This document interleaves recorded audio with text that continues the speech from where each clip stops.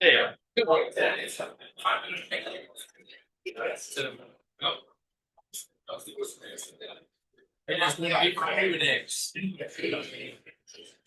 going to be after statistically good. So that's going to be after great flight. If there is a flight after great flight.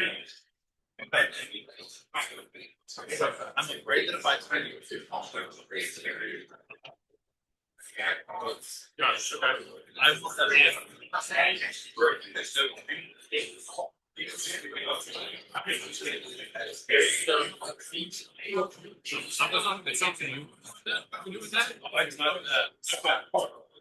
I can do that. If you want to do that, yeah. Because just in case nothing like this, which is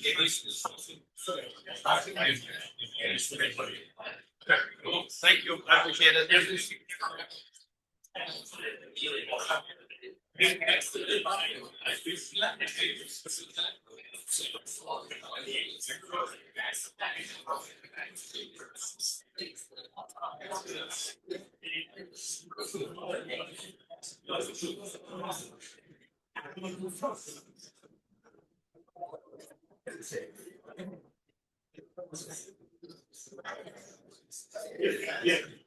Good afternoon.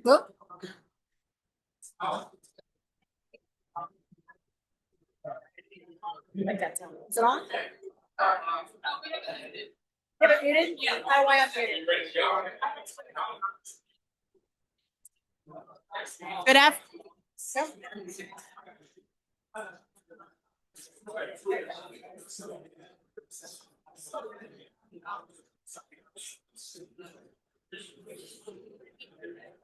Good afternoon.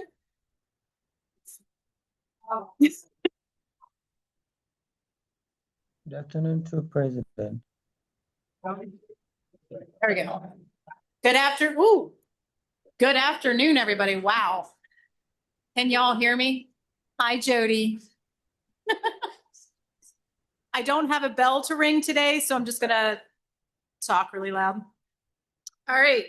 Welcome, Rotarians and guests, to the Rotary Club of York, where our mission is to improve life in the city of York by connecting our club's diverse community leaders through fellowship, action, and service. Thank you. I'm your president, Will Ream. And as you know, we start off our meetings by reciting the four-way test. Please join me. This is the little memory test, since we don't have our slides today. Is it the truth? Is it fair to all concerned? Will it build goodwill and better friendships? Will it be beneficial to all concerned? Good job. Today's opening songs, The Star-Spangled Banner and Take Me Out to the Ball Game, and the pledge will be led by past President Brian Tate and the invocation by Steve Feldman. Members, please rise and join me.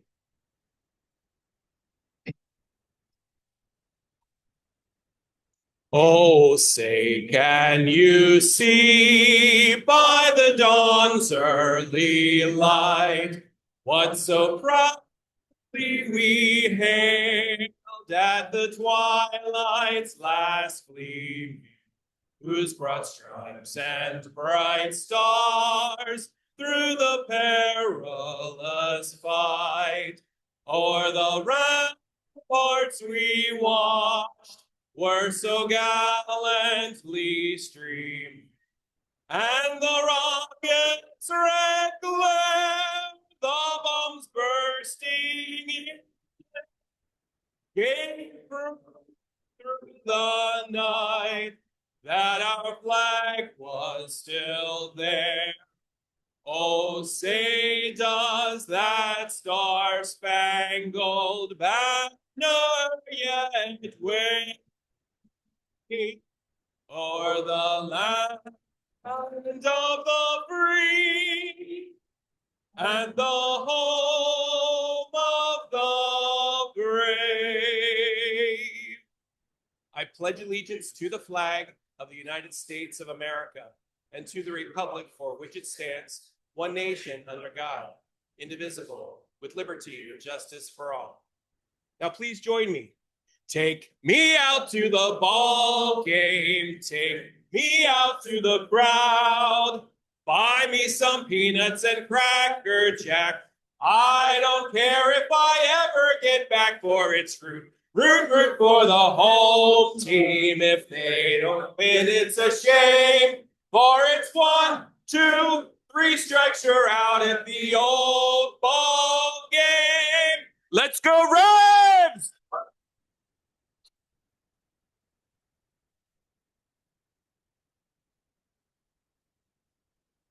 So how do you pray over a baseball, or do you pray for victory?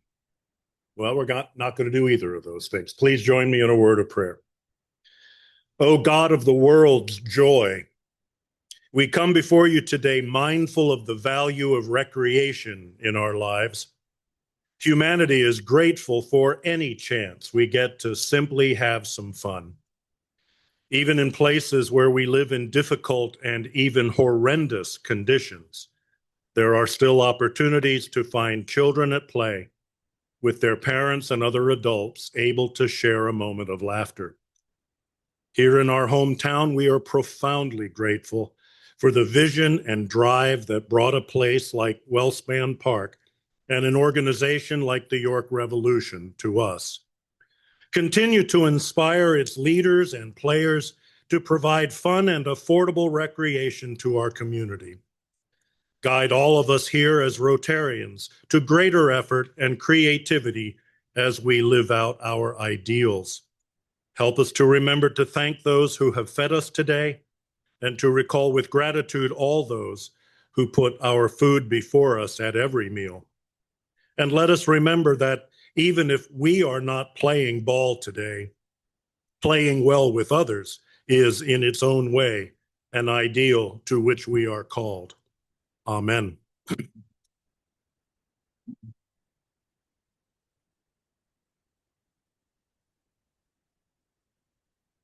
We have with us today a visiting Rotarian, Sarah Wagner. If you come up to the podium. Sarah is visiting from Fort Lauderdale in Florida. She's from York County and was a past recipient of a Rotary student loan. And we're going to exchange Rotary banners.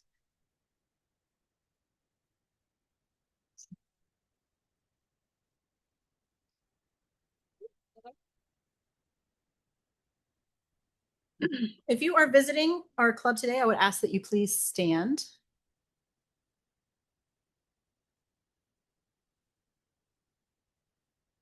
Thank you so much for being here with us today, and we invite you to visit us again soon at our regular meeting location at the Country Club.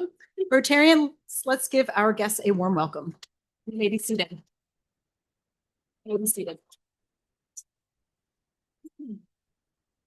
And now for some announcements. The Rotary Club of York Board of Directors will meet tomorrow morning at 8 o'clock on Zoom. The Student Education Committee will meet on April 14th at 8 o'clock on Zoom. And the Communications Committee will meet on April 14th at noon on Zoom. Today is the deadline to register to attend the April 15th club meeting to be held at York College.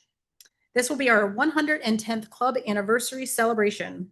We'll be holding a York Rotary's Got Talent anniversary showcase in Demeester Recital Hall following lunch in the York View Room.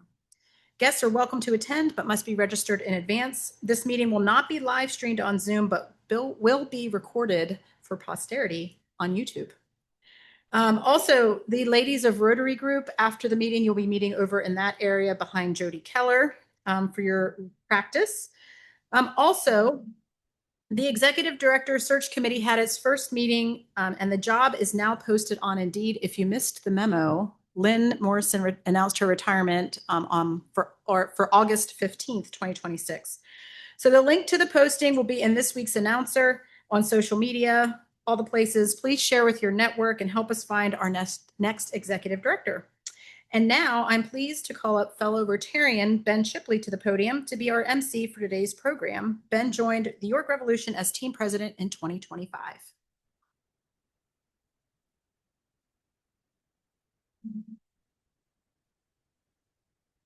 Thank you, Madam President Wilda. I will not be upstaging you by raising the mic. I don't think the next speaker, Bree, will either. Thank you for the introduction and thank you for bringing the club back to WellSpan Park. It's wonderful to have everybody back in the building, players included. These guys have been here for 3 days now, so it's great to have your energy back in the ballpark. 13 days to opening day. We're looking forward to bringing you guys another great season of Revs baseball. I wanted to start by setting up, I'm going to be handing off the mic to a few people today rather than yapping on to you guys, myself. So I'm going to hand off the microphone to Bree Klinger after I show you guys a short video. And then our head coach, Rick Forney, will be introducing some players. And then our league president, Rick White, is also with us today. So he'll be speaking for a little while to wrap the meeting, and we'll look to have some questions, Q&A at the end. So I do want to introduce a new concept but a new event that we started hosting at WellSpan Park last year. We had a Pack the Park for Kindness event where we welcome the community in to celebrate kindness under a nonprofit called Kindness Worldwide, which is a York-based initiative led by our fearless leader, Kevin Smith. There he is. Thank you, Kevin. Wonderful supporter of the Revs and just fantastic connection that we've made with Kevin to celebrate your efforts to pursue kindness. And it's really neat. If you have not heard about Kindness Worldwide yet, I encourage you to look up the nonprofit and learn about it yourself. It's a York-based effort that's gotten international notoriety and recognition and is continuing to gain momentum. So Kevin has sent a short trailer to kind of highlight some of the things that we did last year, some of the things that did and didn't make the cut into his documentary for Kindness Worldwide, but I wanted to show you guys this video. So.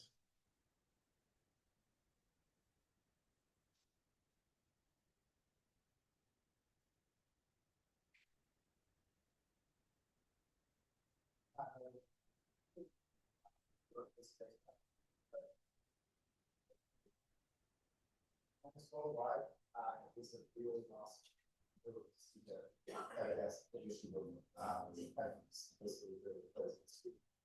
how successful this initiative spread of kindness is something that's so fundamental and also early on in our lives. Here at Walmart, that initiative provided really organically and like the whole opening up to zone. Well, it's been hard. Baseball food as well. This is hard.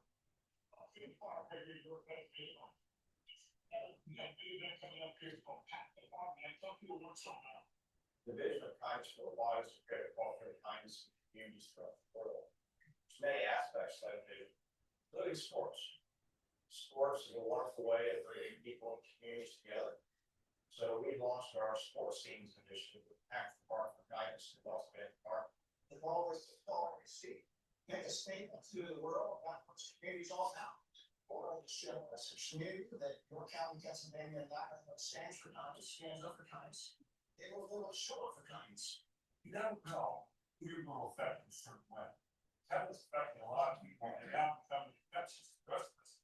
Same thing, because those things are very big things for a lot of people. That right now, I think that this whole group, maybe a quiet group, they don't sign up very, very loud and very important. Thank you, York PA, for leading the way and showing the world what a culture of kindness looks like. See the good, be the good, go the extra mile, enjoy the game.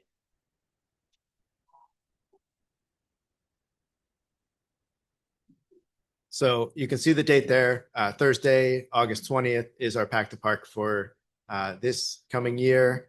I wanted to make sure to send an invite out to everybody to join us on that day. It's really going to be a special event.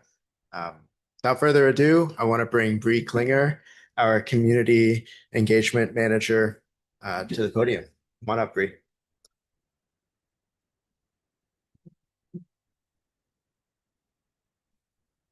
Ben, I did need to raise it a little bit, but that's okay. All right. Happy baseball season. For those of you who don't know me, my name is Bree Klinger. I am the community engagement manager here. And when most people think of York Revolution baseball, they think of 63 home games plus playoffs. But what truly sets us apart from other professional baseball programs isn't what happens on the field for those 63 plus playoff games. It's what happens throughout our community on all of the other days. So the York Revolution stands on 3 sayings. The first one is make best day evers. The second one is be the most welcoming place in York. And the third one is what will they think of next? So as an organization, we've built something bigger than back-to-back championship teams. We've built a true connection with this community. Our players, and many don't know this yet, so I apologize, will become more than just York Revolution team members during their season in York. They will become role models, leaders, coaches, and a forever member of the York community. This Friday, the team will head to the WellSpan Rehab Hospital to spend time with patients and participate in rehabilitative sports such as basketball, mini golf, cornhole. And they will also get to solidify our partnership with WellSpan, as well as allowing patients and caregivers a chance to have fun and cheer on the team ahead of opening day. Next Tuesday, the York Revolution will host the Beautiful Lives Project. The Beautiful Lives Project is an organization that travels nationally, hosting immersive events for individuals with disabilities. This event allows individuals to come on the field and play baseball with our team. This will be our 3rd time hosting this event, and it will lead us into the season for our first Sunday game, Celebration of Abilities, happening on May 3rd, in which we'll host a fun clinic for local challenger baseball players on the field prior to the game. These events, paired with our stadium being a certified sensory inclusive location, thanks to our partnership with Culture City, allows us to continue striving to be the most welcoming place in York. Throughout the season, our continued mission of becoming the most welcoming place in York, with events such as Adoption and Foster Care Awareness, Stop the Stigma, Pride in the Park, Faith Fest, Juneteenth, and Recovery Day. We want everyone to know that baseball is, without question, for everyone. York Revolution's partnership with the youth in the community is about more than inspiring the next generation to love the game, but it's about understanding teamwork, discipline, and instilling confidence. Tomorrow, our front office will wrap up Boomer's Book Club, our free reading program geared towards students in kindergarten through 6th grade. As of today, our reading program this year has reached 21,000 students at 53 schools across 3 counties. And yes, I can recite this year's book, Bats at the Ballgame, if anyone would like to hear a picture book. The passion behind our reading program doesn't stop when school ends. Our partnership with the York and Adams Counties libraries begin in May. We will visit a handful of libraries and provide over 3,000 readers with York Revolution game tickets for participating in Summer Quest, the library's summer reading adventure. Our staff and players will have opportunities to attend these library events to read books and talk about the importance of reading, even important for professional baseball players. Increasing the love of the game and improving youth baseball in York County is a mission that many of us in this room strive to uphold. Thanks to hitting coach Derek Wolf, we were able to host 3 free coaching clinics this off-season for more than 50 youth coaches in the area. Coaches had the opportunity to learn hands-on techniques, best practices, and ask questions during the 3 3-hour sessions. The next phase of this includes a new program in which allows coaches and teams in the area to come and watch a York Revolution batting practice, as well as 2 tri-baseball events happening on the field in conjunction with our reading program.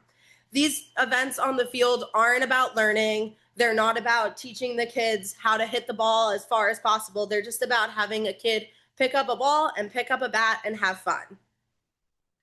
Additionally, we will once again host the MLB Play Ball Weekend, June 5th to the 7th, and host our 3rd pitch, hit, and run event in which local baseball and softball players will have the opportunity to compete against one another for a spot in the regional competition in Baltimore.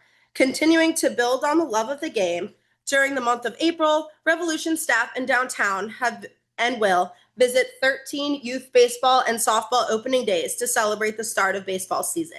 And I can't forget to add to watch out for these 13 different leagues around the ballpark this season when they do step out on the field for a parade and ultimately, in organized chaos manner, run on the field with the team during the anthem.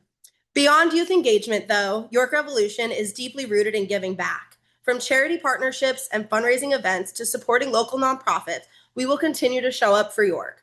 On April 24th and 25th, we'll partner with 8 local high schools and Penn State York to host the Crushing Cancer Baseball Classic, presented by WellSpan, and it benefits the WellSpan Patient Help Fund. Throughout the season, we'll spotlight our season presenting partner, the York County SPCA, and funds from our Roundup program in the ticket office and 50/50 sales will go directly back to benefiting them. On June 29th, we'll host the Brooks Robinson Golf Classic at Heritage Hills, which benefits the YMCA of the Roses as well as York City Little League. During the 2025 season, nonprofit, youth, and school organizations received just over $50,000 back from fundraising through the ballpark. This is just a snapshot of what the York Revolution means to the York community. And I could talk about dozens of other events, such as participating in Downtown Inc.'s National Cleanup Day, National Night Out, our alternate identity, the Big Dills, and the partnership with Dillsburg through that, the York Fair, and more. Our passion here at York Revolution goes far beyond baseball. We are neighbors, supporters, and strive to be champions both on the field and in the community. Our fans and support in this room remind us every day that success isn't just measured in wins and losses, but in impact, in connection, and in the lives that we are touching. Our ballpark is a gathering place for community events, celebrations, and shared experiences, and that comes from having the mindset of one team, one community. So today, we're here celebrating the start of another baseball season and the start of another year of community growth with our 2026 team. It is my pleasure to now introduce the man behind our 2026 team, Rick Forney. He is entering his 4th year as Revolution Manager, and what a spectacular first 3 seasons it has been. In addition to leading the squad to back-to-back league championships heading into opening day on April 21st, Rick is currently sitting at 1,118 career wins and commands the best percentage of any manager in Atlantic League history. York is truly fortunate to have Rick in our clubhouse. To introduce your 2026 York Revolution team, please join me in welcoming Manager Rick Forney.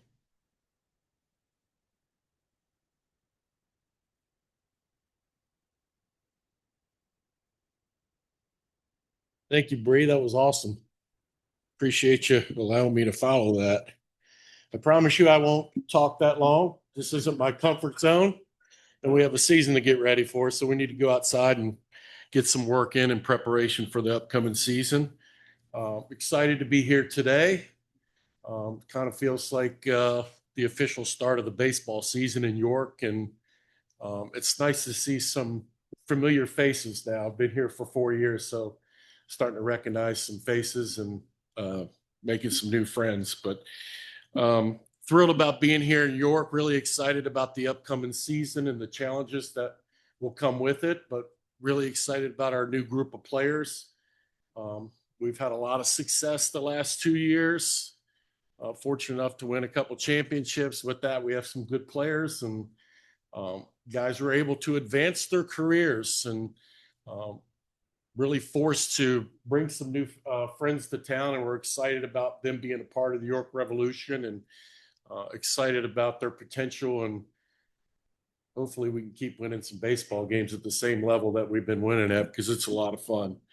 Do we have any Oriole fans in here? Yeah. I thought so. During the 23 season, we had a left-handed pitcher that had been out of baseball for 3 years, working in the world of finance in DC, not really liking that job, and decided he missed the game and wanted to get back to it. This pitcher's name was Nick Riquet. Nick ended up being the Atlantic League Pitcher of the Year that year and was signed by the St. Louis Cardinals. Nick made his major league debut last year with the Cardinals, but I don't know if you Oriole fans know, but he was just traded to the Orioles yesterday and called to the big leagues. So for you Oriole fans, you drive right down I-83 and walk into Camden Yards, you might see Nick Riquet pitching that night. But that's what the Atlantic League and Partner League Baseball is all about, is giving these players a second opportunity or a third opportunity, whatever the case may be, to continue and advance their career. And we're certainly proud of what we've accomplished in allowing these players to have that opportunity. But with that being said, I want to introduce our new friends. Got some familiar faces, but mostly new guys. But my coaching staff is back. We have Derek Wolf back as our hitting coach. Joe Harris is back as our pitching coach. And Juna Curry is back as our trainer. Let me start by introducing our pitchers. We have left-handed pitcher Kevin Dowdell. He comes to us from West Virginia University in the Nationals organization. We have young right-handed pitcher David Eichhorn. He's a rookie out of San Francisco State. And for you Oriole fans, he is the son of bullpen arm Mark Eichhorn. I don't know if you guys remember Mark, but he was a really, really good pitcher in the 80s and 90s in the big leagues for a long period of time. We have right-handed pitcher Shane Gray from the Yankees organization. New addition, just added this week, really, Hunter Gregory, a pitcher with AAA experience at the Blue Jays organization. We have Rhett Kuba, a right-handed pitcher. He's going to be a starting pitcher for us with AAA experience with the Astros and was Texas League Pitcher of the Year. We have a left-hander by the name of Dawson Lane. He can start and can relieve, maybe wear different hats on our staff. We're not sure what he's going to do just yet, but have really big expectations of Dawson. He was with the Gary South Shore Railcats in the American Association last year. We have right-handed pitcher Nick Michael Alchek. He was a reliever on our championship team last year with AAA experience. He'll be in our rotation this year. We have right-handed reliever Josh Malaris coming back from last year's team of the Blue Jays and Rangers organization. We have Jordan Morales, left-handed pitcher, was a rookie on our team, ready pretty much out of college, did a great job in the bullpen.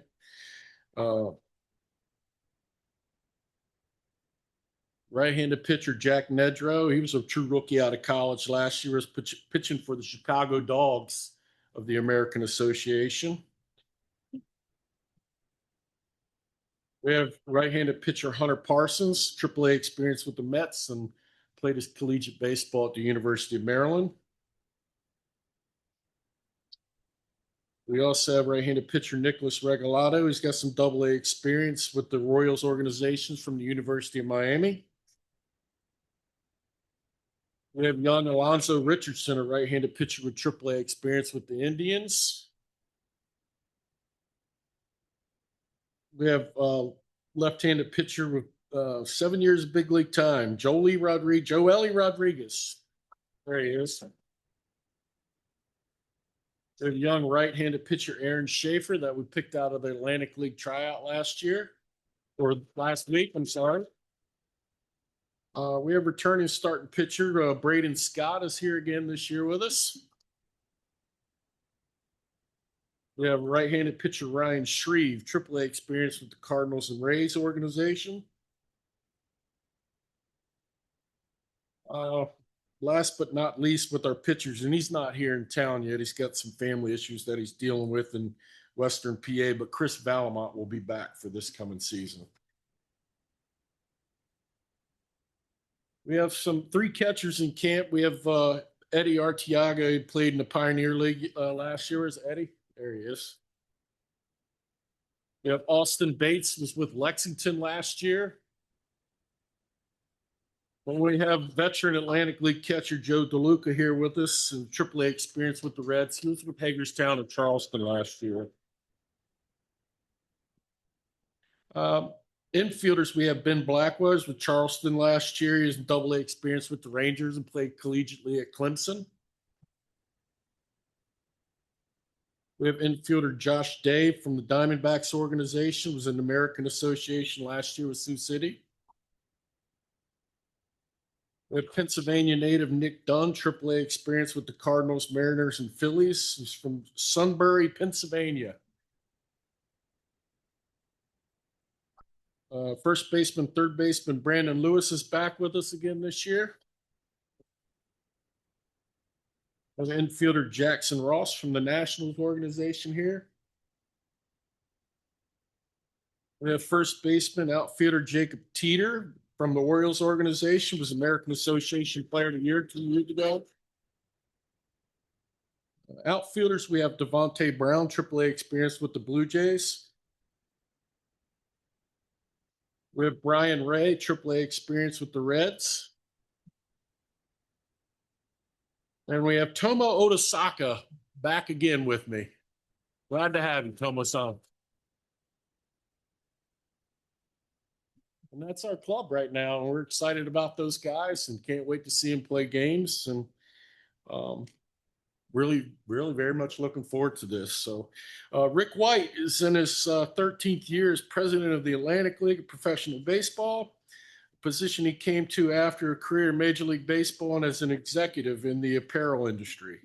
Under his leadership, the Atlantic League has transformed what used to be called independent baseball into a full partnership and critical component with Major League Baseball and the player development system. Please welcome back to the Rotary lectern, Atlantic League President, Mr. Rick White.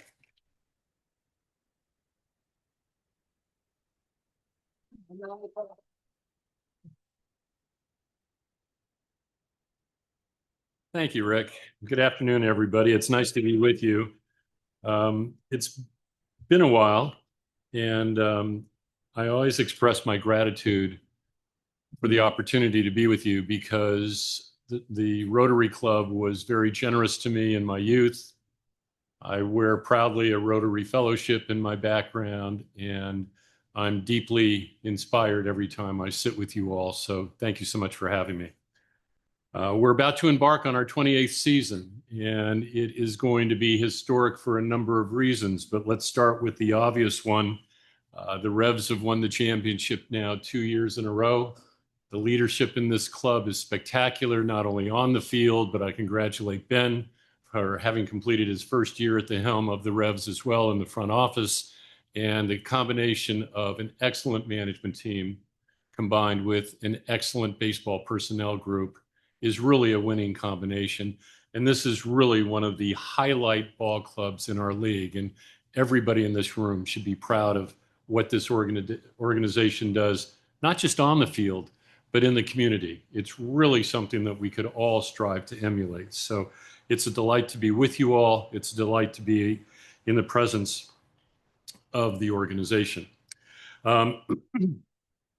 Typically, when I speak with you, I talk about what's in store for the year. This year is going to be no exception, but we're coming off of perhaps the busiest off season in the history of our league.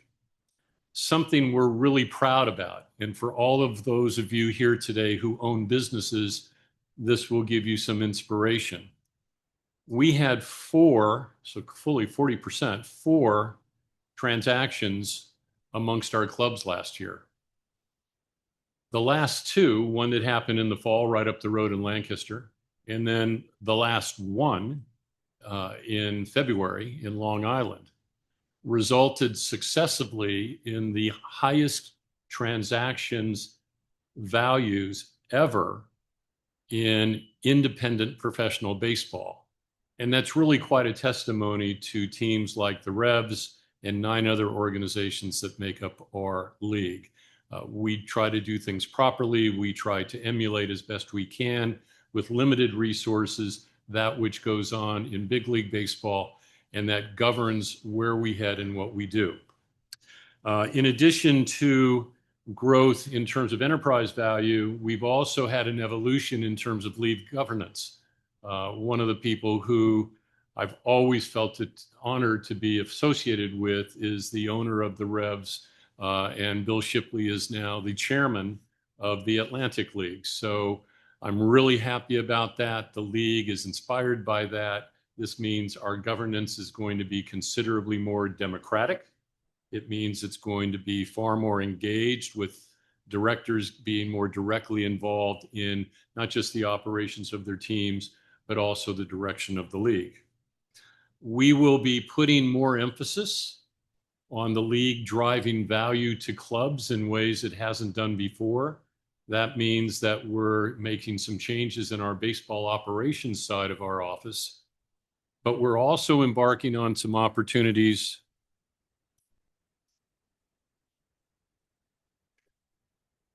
Thank you. Do I need to activate it? Okay. Good. Oh, you're kind. Thank you. Sorry. Okay. We're also embarking on some opportunities that are new to the league. In January, we will be introducing a 3.5-week Florida Winter League. This will be an opportunity for younger players to be coached, nurtured, and developed by our managers and coaches. It will be an opportunity for us to bring new talent into the league, but it's also going to be an opportunity to do what we do well, which is to showcase the talent of our players and aspiring players who wish to be with us. On that note, we now have passed over 1,450 players in our nearly 30-year history who have moved on from the Atlantic League to career posts in either Major League Baseball organizations or international leagues as well. That's an incredible number when you start to divide up the number of players we've sent on to a different, new, and advanced level over our 28 years of existence. We're really proud of that. And gentlemen, those of you who were just introduced, I can tell you with certainty that you are going to get lots of looks, more opportunities here than you would ever get anywhere else in partner league baseballs. We will be continuing our Drake baseball sales. Now, this is a great success story for our league. I introduced the idea of the Drake baseball a couple of years ago here. A couple of years ago, turned into 3 and then 4, and now we're in our 5th year of being the only league in over 100 years to produce its own baseball. We're okay? Okay. There we go. Thanks. It's a matter of pride amongst the league that not only do we make an incredibly good piece of equipment, but because we do this ourselves and because we've been successful at it, our league cumulatively has saved almost $1 million in the purchase of baseballs over the last 5 years. We now are providing baseballs to another partner league, and that is the Pioneer League. And we think we're going to have an opportunity to do this more and more. So we're going to commercialize that baseball in a way it hasn't been commercialized before. And we're very excited about what that's going to do in terms of presence, in terms of brand, and in terms of impact around the industry. The biggest thing we're going to be doing this year is something I would like you all to pay attention to, and I would like you to subscribe to, not just emotionally, but physically. We signed a new broadcast streaming agreement late last year.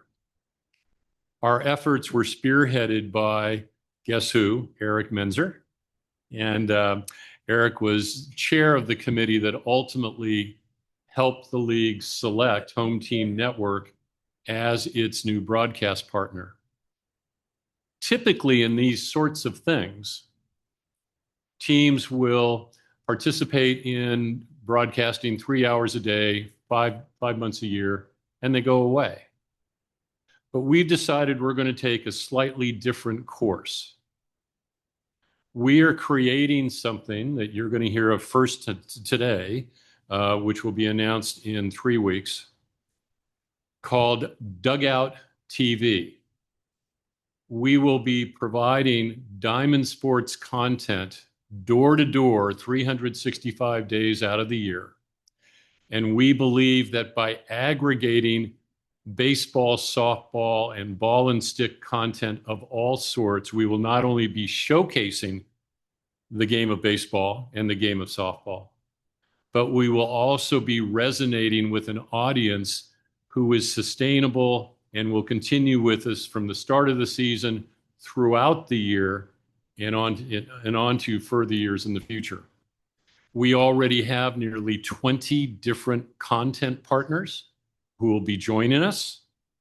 And we are very excited about the fact that now we can bring Atlantic League baseball, not just internationally to our friends and families, but also be bringing other baseball and softball content to the similar group worldwide.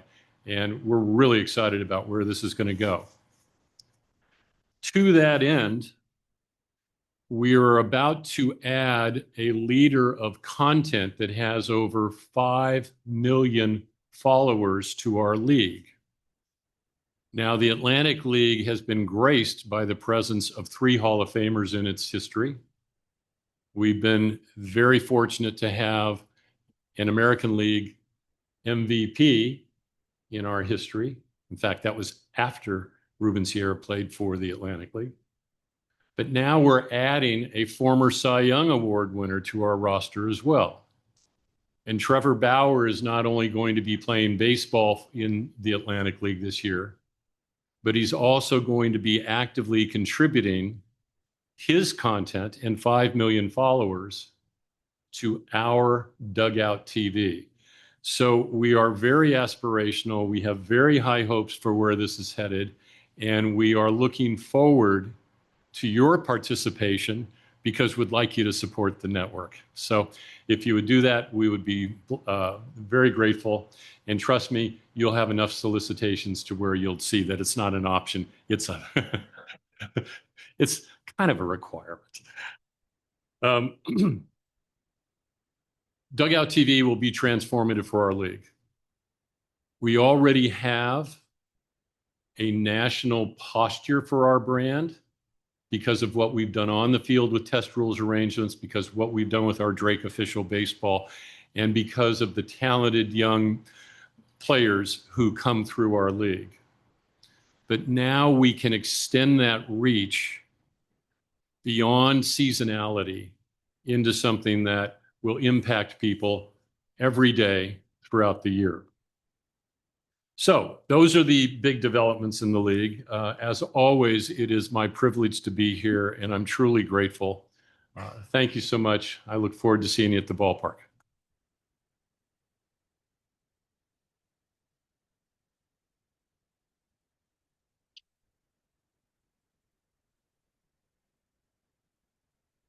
Thank you, Rick and Rick and Bree. We can take some questions. I think we have about 10 minutes. We have some time for a few questions if anybody has anything they'd like to get answers for. Let me see if I have batteries in a new mic for you. You take the mic over to him. Yep.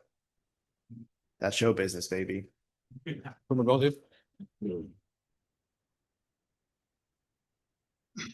That was great to hear all you're going to do. My question is about computer imaging for umpires. It started here at the Revolution, and the big leagues are going to video, or I'll call it digitized umpiring. Are you going to continue it in the Atlantic League at all? I know the systems are different. I'm not asking you to do Hawkeye. I know it's more expensive, but I'm curious because you pioneered it here, and I sort of hate to see you leaving the technology. I've got just a guy for you to answer that question. So the question was, are we abandoning digital or electronic measurement of balls and strikes, which we pioneered here as part of our test rules agreement with Major League Baseball? The short answer is no, we're not abandoning it. We are adopting this year automated balls and strike challenges in the league. We are mimicking exactly what's going on at the major league level, where teams will receive the opportunity to have a limited number of ball strike challenges during the game. And again, for Rick in particular, that takes on a strategic context that adds a bit of drama to the game, particularly in the late innings. So no, we're going right there with them. We use TrackMan, but it's the same TrackMan unit we used years ago when we started automated balls and strikes. Good.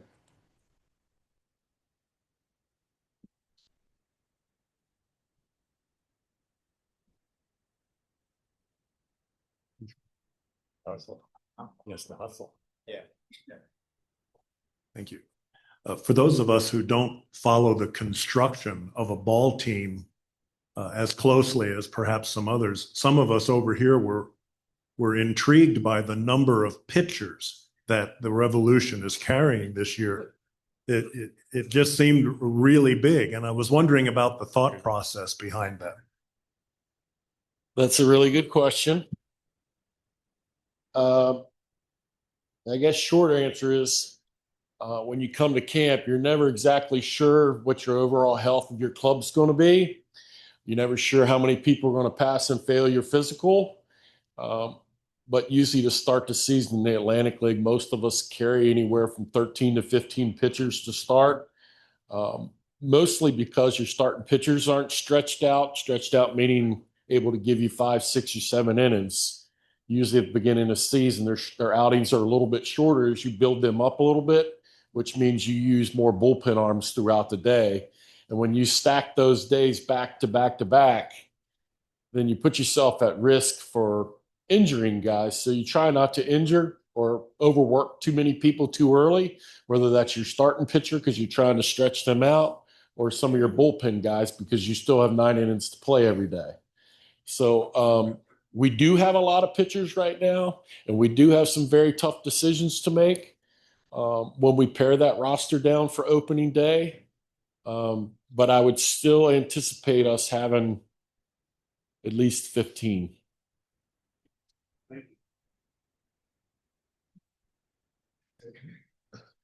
Thank you. I remember last year you mentioned something about the QR codes on the baseballs. I was just curious how that worked out and how you want to go forward with that.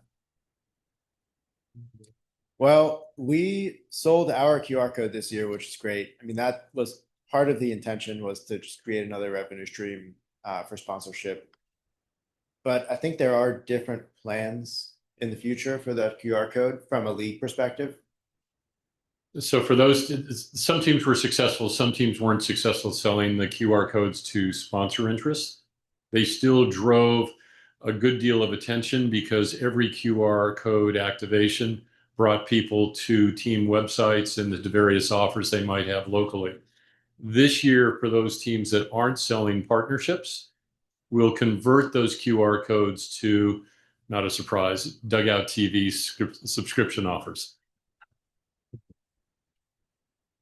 At the end of the day, we're capitalists.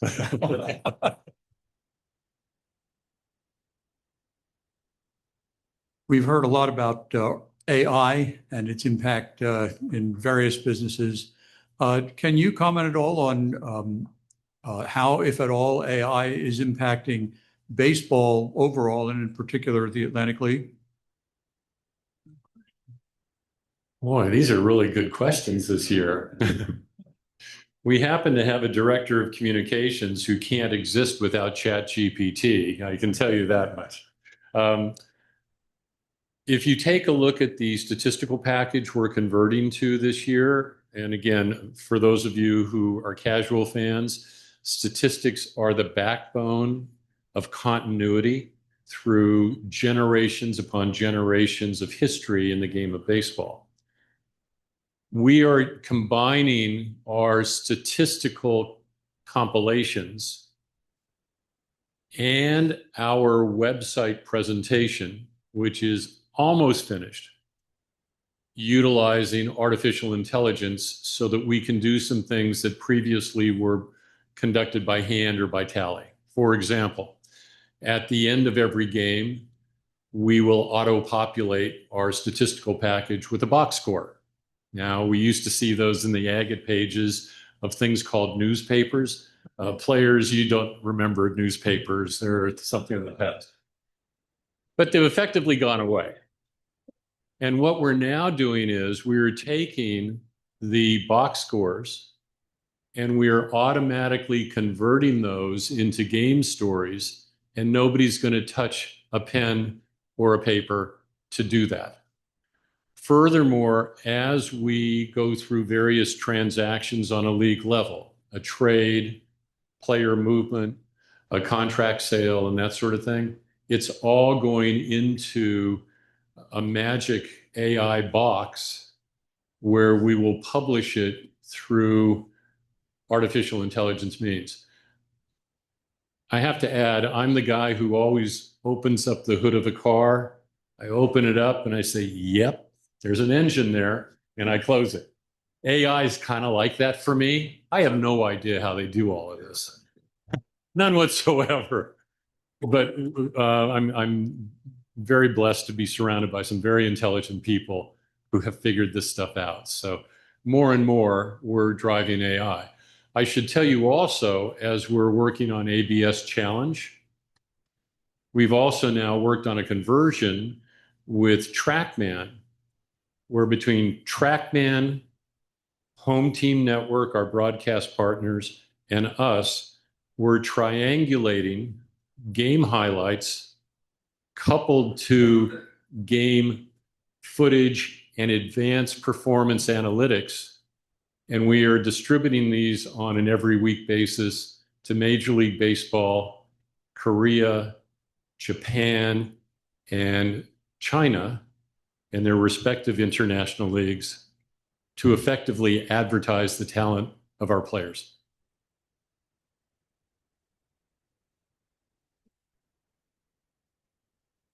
Hey, great job, guys. Probably a question for Rick. Where's the league stand on sports gambling, and are you working towards a partnership to bring gambling on the Atlantic League games to fruition, or is that something that is unlikely to ever happen, somewhere in between? Curious for some insight. We actually are in the question was, are we working to consider sports gaming and its application against the Atlantic League? Amongst our board, there's a mixed view as to whether or not gaming on Atlantic League games, did I say that properly? Gambling on Atlantic League games is a good thing or not. The course we're currently taking is, now that we have a little bit more reach and a little bit more enterprise value with our broadcast aspirations, we will feature advertising for gaming, but we're not going to have gambling on Atlantic League games. We just think there's too much temptation and, quite frankly, not enough resources to monitor that. And what we don't want to do is artificially create pitfalls for our players or our employees. Ben, I think this question is for you. Back to the AI question. Just want to make sure and confirm that AI is not replacing the wonderful play-by-play voice of Mr. Darrell Henry. It's not, no. It can't. I don't think it's possible. We'd have to feed a lot of information into that AI to get his voice to be recreated in the way that he articulates it. With that said, I appreciate your April Fool's Day post. Your social media crew is outstanding. Thank you, Mr. Woods. Yeah, that was a good April Fool's joke. It got our HR director, our team president, or our team manager. But yeah, it was, you had to read halfway through the article to understand that it was fake. But we got just about everybody. Yeah, thanks. And shout out to Eric Menzer for writing that press release. I don't know, is he in the room? Where is Eric? He's back there. He's hidden himself, but props to Eric for that.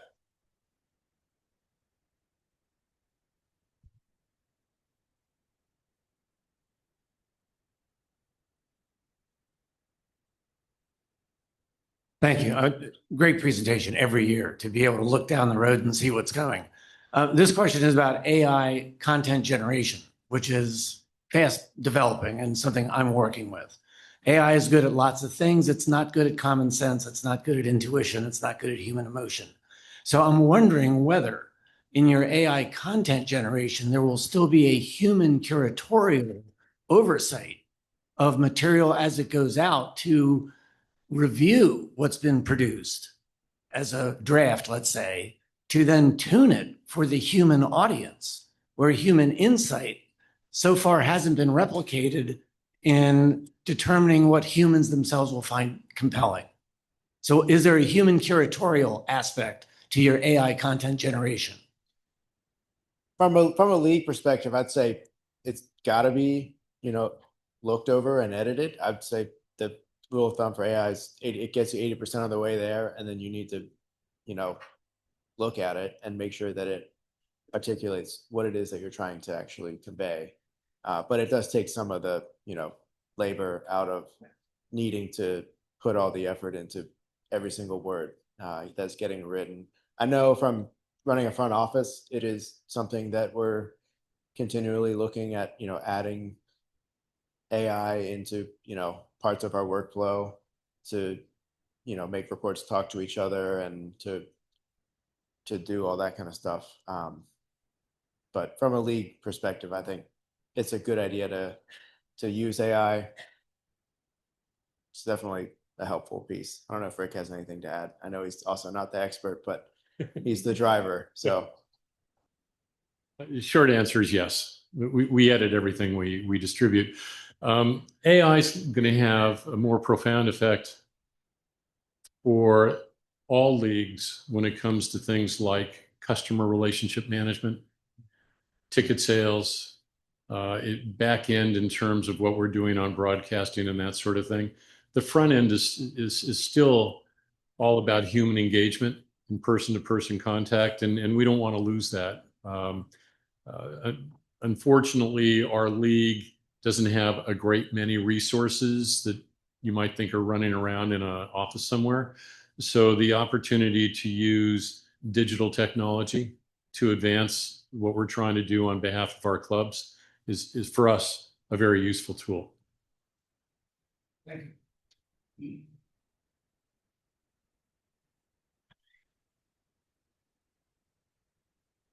Thanks.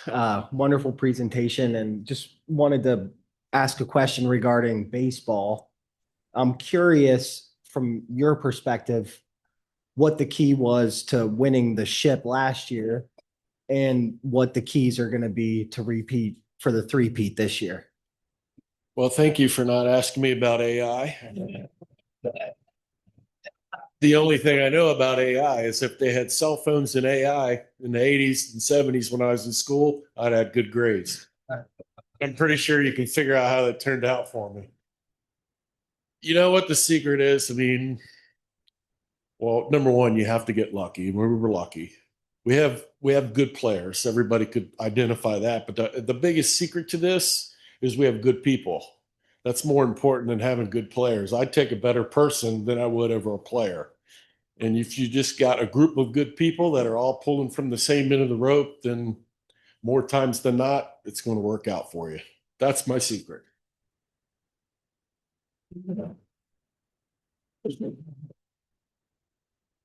no, we could take one more. We have any more questions?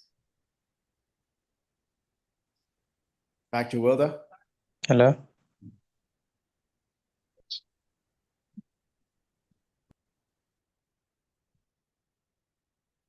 All right, Ben, Rick, and Bree, thank you all so much for hosting us at WellSpan Park today. It was an absolute home run. Jody Keller was my mentor. I have nothing else to say. The energy stories, and of course, the ballpark food. This is the only place I will go on record. This is the only place I will eat a hot dog. We're a perfect way to, it's another one, warm up for the 2026 New York Revs season. So we're all looking forward to cheering you on to another victory again this year. Rotarians, how about another round of applause?